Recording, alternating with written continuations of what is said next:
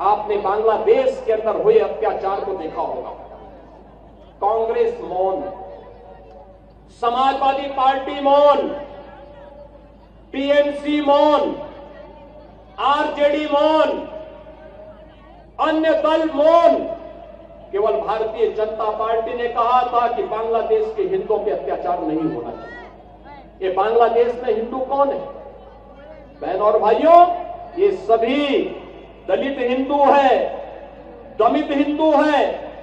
ये वहां पर रह गए हैं, लगातार उनकी संख्या कम हो रही है, लेकिन चूंकि वह पीड़ित हिंदू इनका वोट बैंक नहीं है, इसलिए उसके पक्ष में लोग आवाज नहीं उठाएंगे, उसके लिए नहीं बोलेंगे। आप पिछले एक सप्ताह से देख रहे होंगे, पिछले एक सप्ताह से आप पश्चिमी बंगाल के अंदर का नजारा देख रहे होंगे। पश्चिमी बंगाल के अंदर कैसे गरीबों को, दलित हिंदुओं को कैसे दंगों का शिकार बनाया जा रहा है। समाजवादी पार्टी मौन है, कांग्रेस मौन है, और ममता दीदी को ये दंगाई शांति दूत दिखाई दे रहे हैं। बहन और भाइयों, ये शांति दूत नहीं, ये दंगाई है, और दंगाइयों का जवाब तो केवल डंडा हो सकता है। उनके लिए अपील काम नहीं करेगी, और उन दंगाइयों से सख्ती से निपटने का काम वहां पे किए जाने की आवश्यकता है, सख्ती से करने की आवश्यकता है। बहन और भाइयों, मैं आज आपसे यही कहने के लिए आया हूं आगरा में कि बाबा साहब का मिशन हर दलित, हर वंचित, हर गरीब को न्याय देने का रहा है। अन्याय चाहे वह बांग्लादेश के अंदर हो या पाकिस्तान के अंदर, या फिर किसी अन्य किसी भी स्थान पर, उसके खिलाफ आवाज उठनी चाहिए, अन्याय के खिलाफ आवाज उठनी चाहिए। ये बाबा साहब की प्रेरणा रही है। संगठित होकर के आवाज उठनी चाहिए, ये बाबा साहब की प्रेरणा रही है।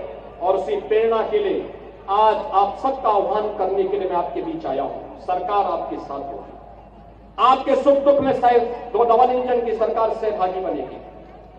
सरकार आपके हितों के लिए संगठित करने के लिए पूरी प्रतिबद्धता के साथ कार्य कर रही है, आगे भी कार्य करेगी। बाबा साहब के सपनों को साकार करने का कार्य प्रधानमंत्री मोदी जी के नेतृत्व में ये डबल इंजन की सरकार पूरी मजबूती के साथ खड़ी होकर के करेगी।